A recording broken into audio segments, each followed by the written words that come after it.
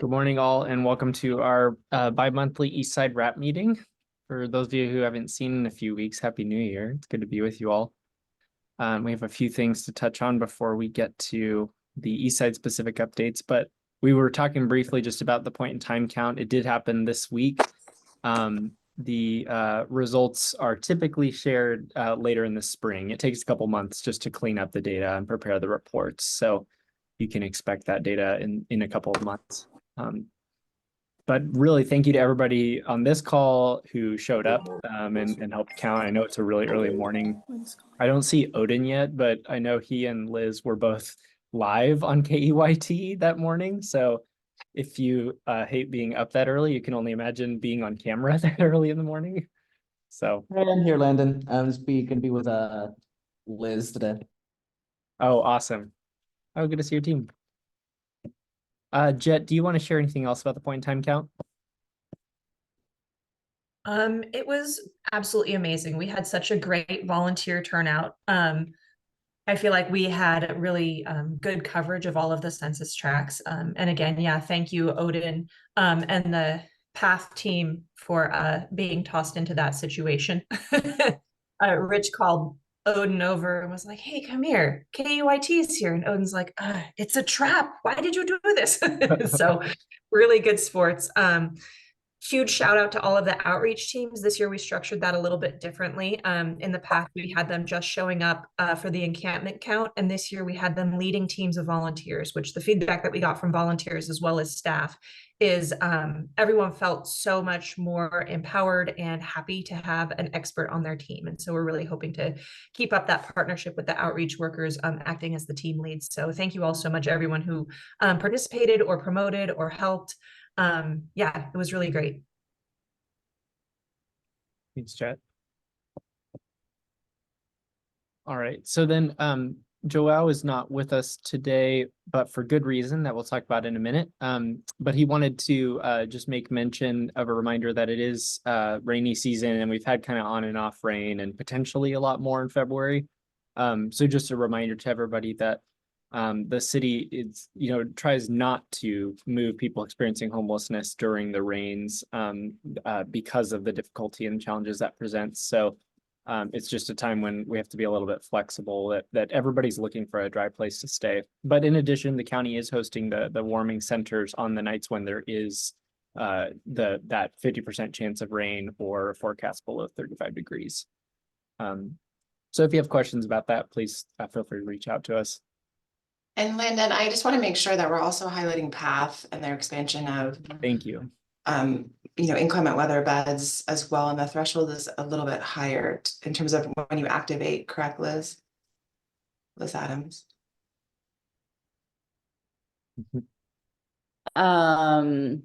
We've just been, anytime there's a high likelihood of rain, we've been opening extra beds. Or actual rain.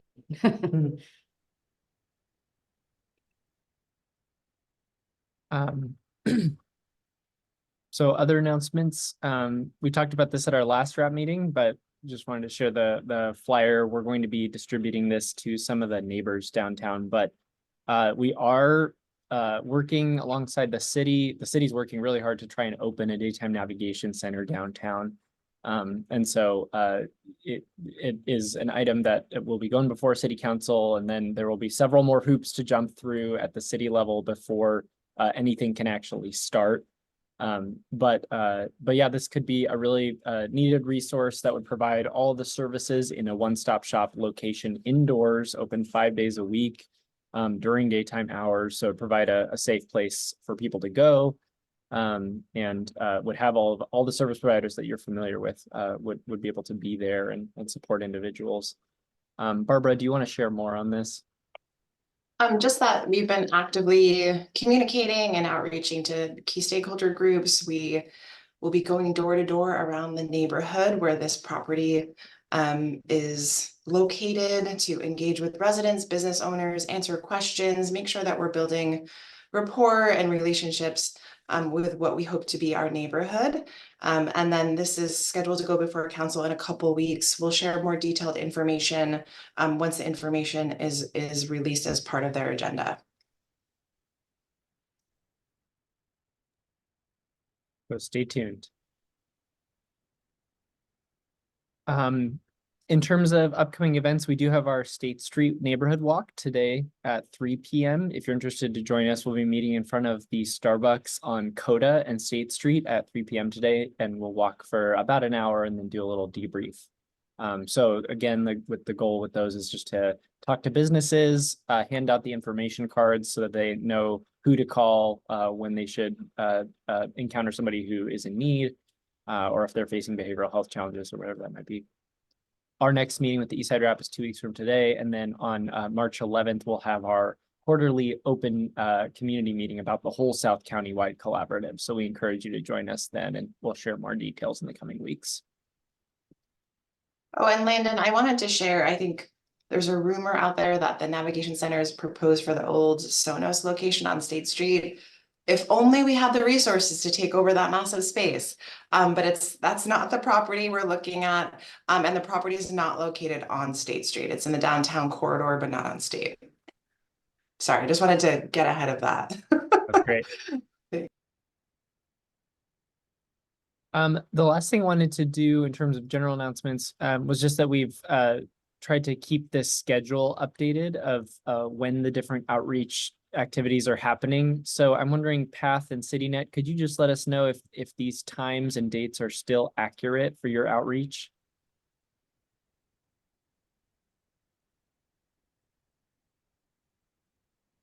For me, more or less, but I'll give you a little more of an update one a little bit later today or next week. The mayor is on this call. Mayor Rose. Shannon, did Oh. you have a question? No, I just wanted to let you know that we do outreach too. On the Yeah, east side. I would love to add I'll have to that. get I'll get our schedule to you so you can add it. Okay, thank you. Yeah.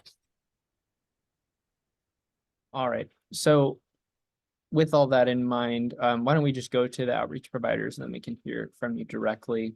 So can we start with our Path team? Gladly, yeah. Hi, everyone. My name is Odin Dalo, Outreach Specialist for Path Santa Barbara. Just gonna give you all a little bit of an update for this last week. We successfully got 2 people off Cacique into shelter.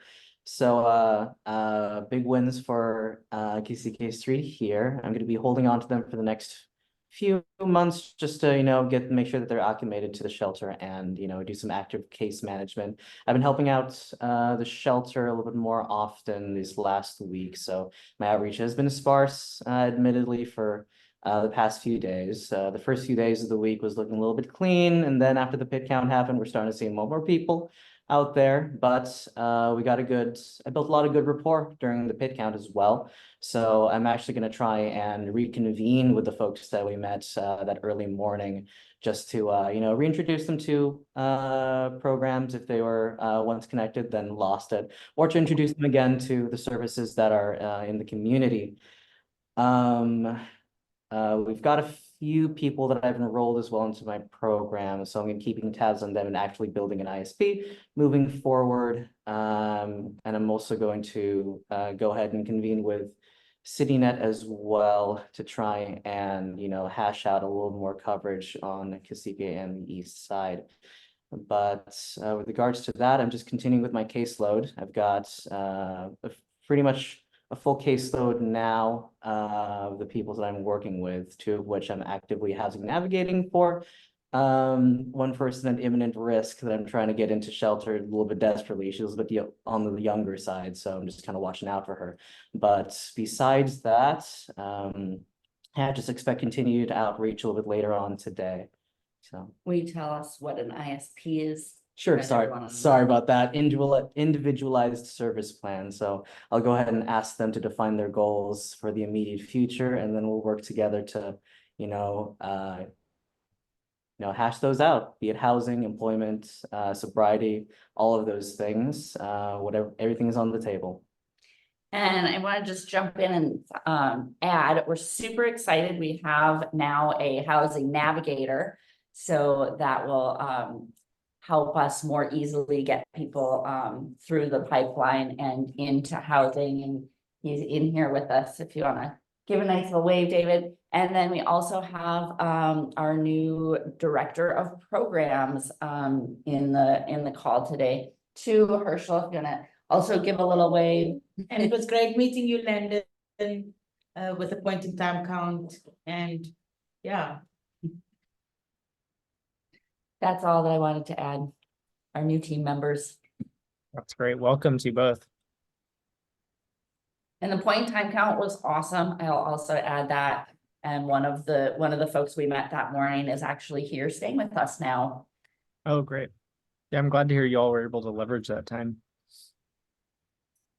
And we'll circle back. I see your question, Natasha. We'll circle back to questions after we finish the updates. So let's go to John and Olivia. CityNet. Good morning, everyone. Morning. The team that usually works Eastside is not available right now, but Olivia and I do spend some time over there sometimes.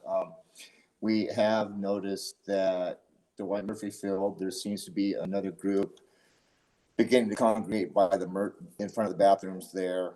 For a while there, it was pretty clear, the entire park. But now there's like 5 or 6 with a lot of belongings hanging out in front of the bathroom there. We will be engaging with them probably tomorrow, stopping and seeing what kind of information we can get, what kind of services they may want. East Beach, not as many people out on East Beach, I think because of the weather and it's cooler. We are still seeing a few. There's a couple that we are constantly looking for that have requested services, but then they don't show up for the appointments. And so we're still trying to connect with them. And then during the rain that we had, we started noticing the underpasses were filling up with people again. We specifically checked the one at Cesar Chavez, the one on Quarantino, and then the one right down the street from Path. There were probably 5 or 6 under each of them. Several nights we stopped, offered them warming shelter and actually transportation to the warming shelters. They all declined. A lot of them had tents set up, sleeping bags and things like that. There were actually a couple tents set up under Milpas as well. And then on Cacique Street there, down from Path, we noticed, I don't know if there's been there's been a lot of police presence on that street, and not as many people. That there used to be the group that would hang out right around Cacique turned into Quarantina. There used to be a big group of people that would hang around there. Then we haven't seen them for a couple of days. And the only real people that are on Cacique are the ones that are pretty close to Path. So that's essentially our input for Eastside Rap today, for what the interaction that Olivia and I have with that part of town. Thank you, John. I appreciate it. And then I don't see anyone from Good Samaritan with us right now. And so then for Joao, I know he wanted me to share that the reason he's out today is because he's training 2 other code enforcement officers. So 2 more have been hired to assist with the work that he does with responding to homelessness issues. So we're really happy that we'll have even more people out on the ground from the city as well. I don't know, Barbara or Liz, if you have anything else to share about that. Yeah, and I'm also happy to address Natasha's question. So a couple of things. I've had a lot of engagement with folks in the area around Path, and I know Odin engages with them regularly. An individual that was spending a lot of time later on the sidewalk was exited from Path, and so Liz Stotts has been working to prioritize him for another interim housing location. So please know that that's been a priority for us. Anything that is encampment oriented on the public right of way, it is a safety issue. And so our code enforcement team does go out to notice those encampments. They receive 72 hours notice for clearing and obviously an offer for shelter and services. A lot of the time, individuals have been exited from PATH. They're not willing to go back into an emergency shelter, so that they decline that offer. Again, we're trying to work with CityNet, Good Samaritan, and others just to keep them in the network of providers if they're not open to shelter, but making sure that we're prioritizing service delivery to them as much as possible. And I also, I think everyone knows on this call, but to reiterate, if someone is experiencing homelessness and out in a public space, and they're not breaking any laws, all we can do is build rapport and engagement with them, and try to create a level of openness to facilitate service delivery. And every team is in communication about folks that aren't necessarily receptive, but that there could be pathways with other providers. So this area is a priority for us. And then the other piece I wanted to add to, and Commander Katsapis can add if needed, a lot of the outreach providers in the region have shared with us the illegal activity that's happening, drug sales, drug use, and PD prioritized their presence there, and were able to actually facilitate a number of arrests to deter behavior in that region. And we've heard from the neighboring businesses that has been felt and noticed. And for us, a number of those individuals were not experiencing homelessness, but were gravitating to the area to take advantage of our vulnerable population. And so it was just a much needed presence from PD. And I'm so grateful to our police department and Chief Gordon for facilitating and making that happen. But anything, Commander Katsapis, to add to those recent operations in that region? Oh, sorry, Charlie, we can't hear you. Looks like you're unmuted, but the audio's not coming through.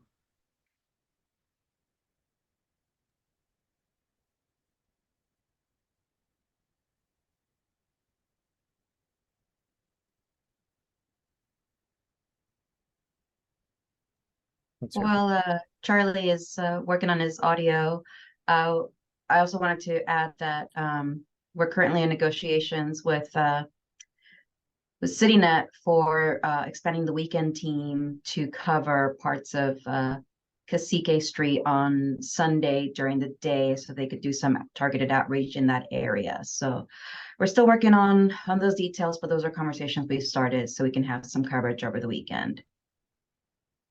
And the weekend team is really dynamic, so it'll be a great addition to the neighborhood.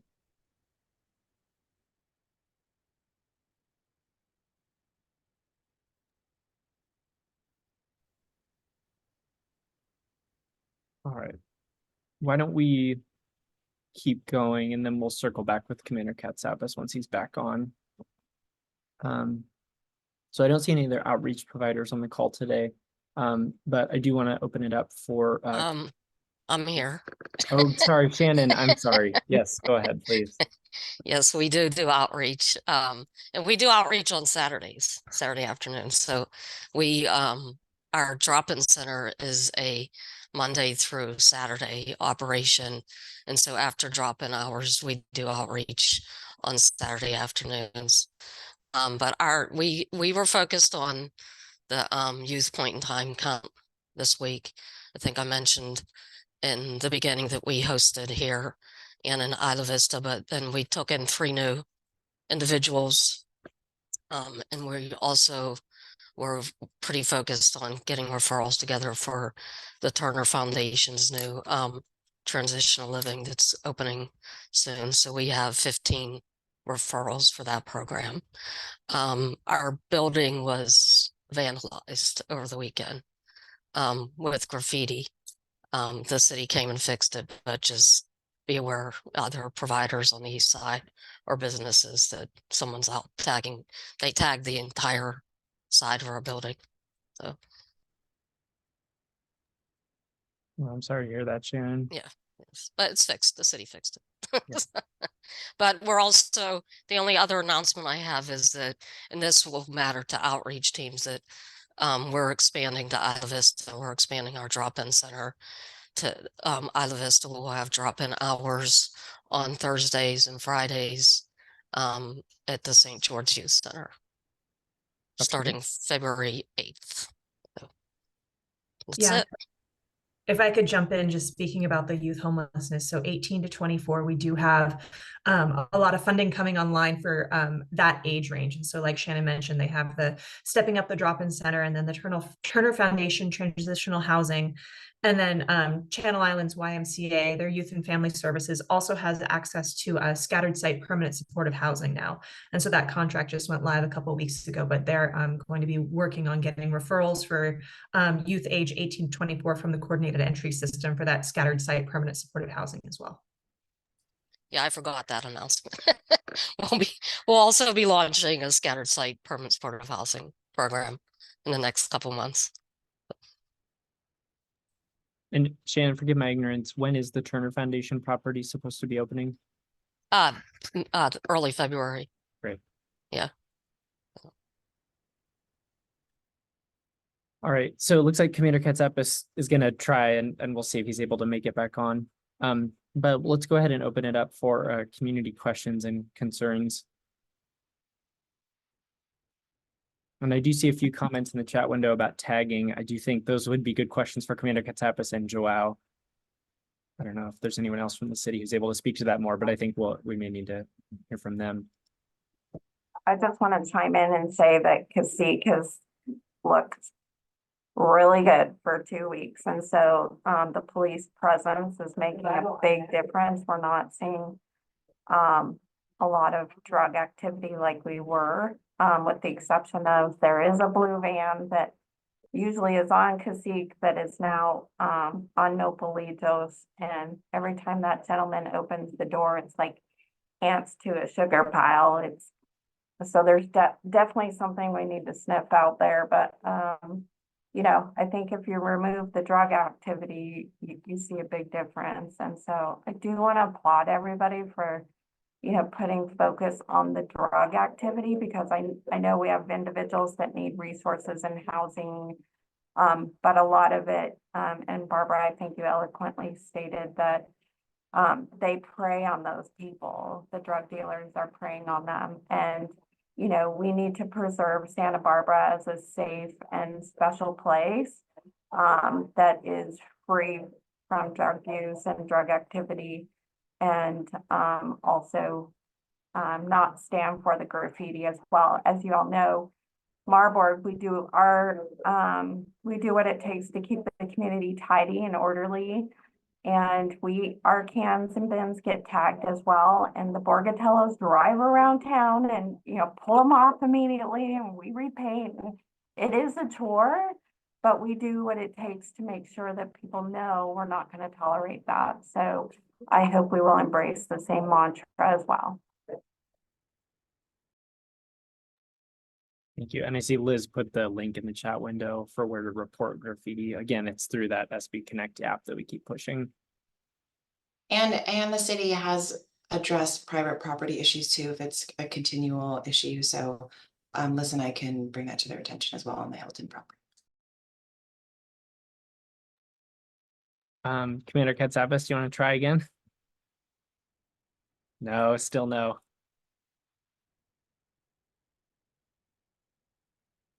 In the meantime, other questions or concerns from the community? How about now, Landon? Yes, we can hear you. Oh, thanks, Dennis. All right. And I just got a new computer like 2 days ago, and apparently the audio needs to be set up differently. So IT saved today. But okay, to go back to the Cacique Street area for us has always been a priority, and it's a priority based upon two factors. Number one, community concerns that we receive through meetings just like this, and also through our crime heat maps and just general trends for the area. But recently we have been hearing about primarily issues surrounding drug dealing and issues surrounding drugs in general. And so we did have a concentrated effort in that region over the past few weeks, which resulted in we hope some impact on that negative behavior. But yeah, we will continue to put resources towards Cacique as a priority, and you will see that here in the coming weeks as well. So, and then as far as graffiti goes, was there a specific question about graffiti, or was it just about a problem area in general that we can put on our list of focus areas? I think the question was just sort of where, if we know where it stems from. Go ahead, Natasha. Yeah, look, I mean, I know, they're kids doing whatever kids do. Then I know there's the sort of gang initiation stuff. And then, there's the tagging for territory, and then there's the tagging that says we're gonna get you. And as members of the public, when we see that, or at least let me speak for myself, when I see that, I don't know how to interpret what's going up and how to just kind of read the context. So, and I know this isn't part of, what we do, but, if there were like lessons or something. And I know that people up and down the street get their windows tagged, and when they get their windows scraped like that, they have to replace windows. So I'm just curious as to where it's coming from. Why are they defacing property like that? Why are they costing small business owners the kind of funds that cost them? They can't always afford to get a whole window done. So all of that, and how much of that has a connection with the people? I somehow doubt it, but how much connection is there with people who are experiencing homelessness? So those are my questions. Okay, as far as the connection to people experiencing homelessness, I don't think there's probably any connection there at all. When you're talking about graffiti, you're right. We generally see two forms of graffiti. One would be gang graffiti, and the other would be what's considered generally tagging. Two very different things. I think the one commonality is that when tagging goes up, the reason why we would like for people to cover it up as soon as possible is because it tends to attract more tagging in the same area. Oftentimes people tag for notoriety when it's not gang related. The more notoriety you get by having your name up, the more likely is someone else is going to come up and tag their name in the same location as well, which just perpetuates the problem. So our suggestion would be, if you get tagging on your property, it's in the best interest of you and the general area to cover that up as soon as you can. Of course, tagging on private property or destruction of windows through etching is a crime. So if you'd like to report that to police, you can as well. And then we can track that as the crime of vandalism. I don't know if that answers your questions. If there's anything else to that, let me know. Yeah, I'm sure you guys have a very in-depth sort of reading of, the hieroglyphics of tagging. Another ongoing question, I know I bring this up almost every single time that I'm on, but it's that continued occupation of the sidewalks in front of Path, across the street from Path, people parking and sprawled across the sidewalks. It blocks one's ability to walk. And then you guys already mentioned the drug dealing and so on and so forth. Can we just like deal with it, guys, at Path? Right? It didn't used to be like that. We used to be able to walk safely in the area. And I don't think an excuse of it's always been like that is actually true. And so it needs to be dealt with. And you guys need to walk outside your front doors and say, people, no congregating here. That's all I got. I just wanted to respond to that. We've noticed the uptick in people outside, and a lot of them are interested in going into shelter. Currently, right now, winter is a rough time for people experiencing homelessness because beds are eaten up all across the board. Every single in-room housing shelter and emergency shelter right now is just occupied. So the people who weren't quick enough to get in, people who are, unfortunate, to fall into homelessness during the winter, just kind of hang out by the shelters in hopes that there's a bed opening, in hopes that there's a bed opening. For the people outside of Path, I'm currently working with them to try and get into shelter, but right now that's just kind of the biggest barrier. We're hedging our bets on the new Dignity Moves property that's opening up coming soon. And, with that, we're hoping to really clear out a lot of people in the downtown area, just, Eastside and downtown. With that coming up, we should see a lot less people really just impacting the sidewalk, because, people deserve to really, use that right of way and park by their workplaces. So I understand the frustration. But, just know that Path Outreach is working, Path Outreach, CityNet especially, and Good Samaritan working hard to really, keep people in the know about what's going on with the shelters. And, once that spot opens, it takes a village to really get them in, get them stabilized, and then work on it from there. I hope that answers your question. And I think Commander Katsapis spoke to some of the illicit activity around drug activity and what's being done there. I know Barbara, you mentioned earlier the difficulty with enforcing people just being on public property is not enforceable itself. I know Joao in the past has talked about there's a difference between what constitutes an encampment versus Right. someone being on the sidewalk, and that makes a difference also about what can actually be done. Barbara, were you going to say something?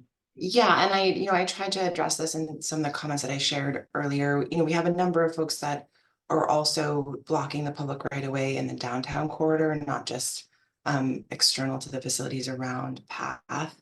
And it's a tough challenge because they feel comfortable in that space.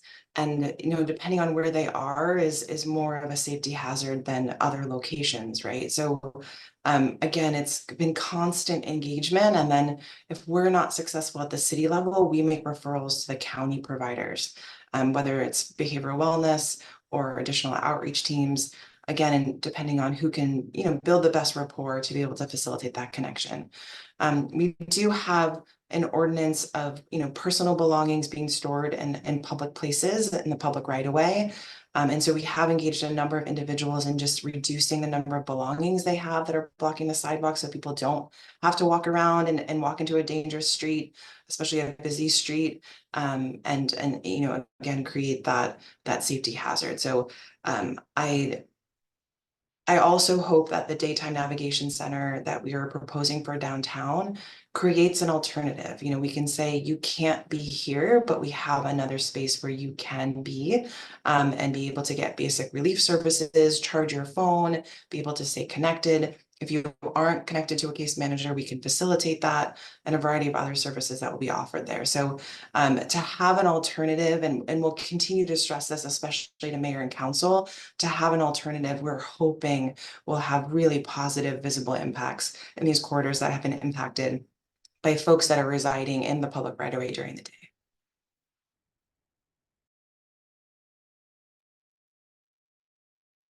Thank you all. Any other questions or comments? Yeah, Landon, I had one for Charlie. Charlie, years ago, I don't know if that exists anymore or not. There was going back to the graffiti thing. There was we would take digital photographs and enter them into I believe it was a statewide database. And the idea was that if you got the frequent flyers and taggers, that you would have an evidentiary thing where you could actually go through and deal with it in the legal system. Does that exist anymore? That was probably a rather expensive program at the time, but we really were having a bloom of graffiti and going back and forth, of course, with the UP and Caltrans and how to fight and fund all those things. Was that in your time, or is that way back when? Yeah, what you're describing, Mayor, was known as Graffiti Tracker. What it was a system where a crime scene investigating officer would come out with a camera or another city entity. So Public Works had the cameras as well. They'd take a photo and it would geographically mark it with longitude, latitude, and also track the name.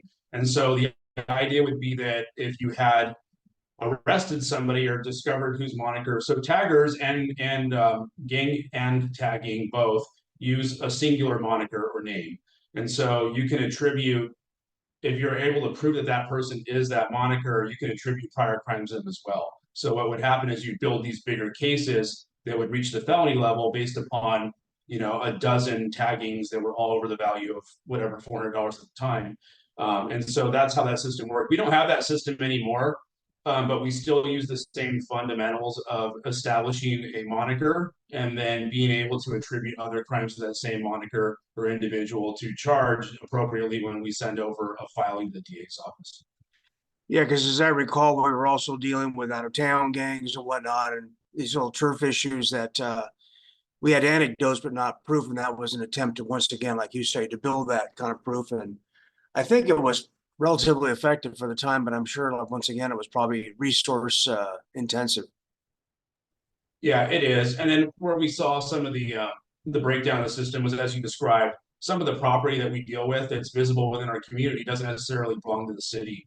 There are other entities that are responsible for covering it up. And sometimes, based upon a number of factors, that takes a little bit longer than other locations. So, but yeah, we still, as a matter of common practice in law enforcement, and also locally, try to establish moniker identification for the purposes of charging other crimes as well that were consistent with the same moniker in other locations.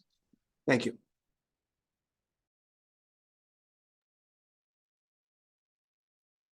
So I do want to make sure we have time for our service providers to check in. So I am going to go ahead and wrap up the meeting, but we do see the ongoing questions there, Natasha. And so I'll follow up with you and we can chat more with Joao as well. I think he'll. And Landon, I just want to wrap it up. I know that we've, been facilitating Eastside Wraps for years, and prior to this, issues have been reoccurring in the neighborhood. We're never going to let up. The city is always going to prioritize this region in terms of our resource allocation, boots on the ground. We have litter removal now 3 times a week. We have power washing 3 times a week. We're doing everything we can to maintain that neighborhood and really try to make it a better and safer place for people to walk through. But it is, an area where it's not just an emergency shelter that's impacting it, and the folks that have been exited from that shelter but still hang out in the area because they have friends inside the facility, right? It's labor line folks, so that people who don't get work tend to linger throughout the region during the day. It's a place that has been impacted by behavioral homelessness, so we have folks out of their vehicles and hanging out there during the day. And then we have the drug activity that's happening for people, preying on the most vulnerable. It is more than a trifecta. It's a quadfecta. I don't even know how to say that, but it's like, it's really, really a lot of things that are coming together in that region. It's not just one facility, one issue, and one type of population. So I just want to keep emphasizing that the reason why this is so challenging to address is if it was one issue, we would go all in on the one issue. But it's multiple things that we're dealing with and that we've been dealing with for a lot of years. So I appreciate the avenue that we have to communicate this, especially when we're able to take on and tackle different strategies and allocate even more resources to addressing the issue, to update you on that. New strategies that we're putting in place citywide on homelessness that we know will have a positive impact in the region. And again, just I'm thankful for the open communication, but it is just a lot more than one agency and one population. So I know it's not helpful to say that, but I just want to keep trying to articulate that it's just much more challenging than what meets the eye. Thank you, Barbara. All right, we're going to go Thank ahead you, and close everybody. out for all of our community members, but thank you all for being here. Thank you, everybody. And service providers, if you can stick around, would be great.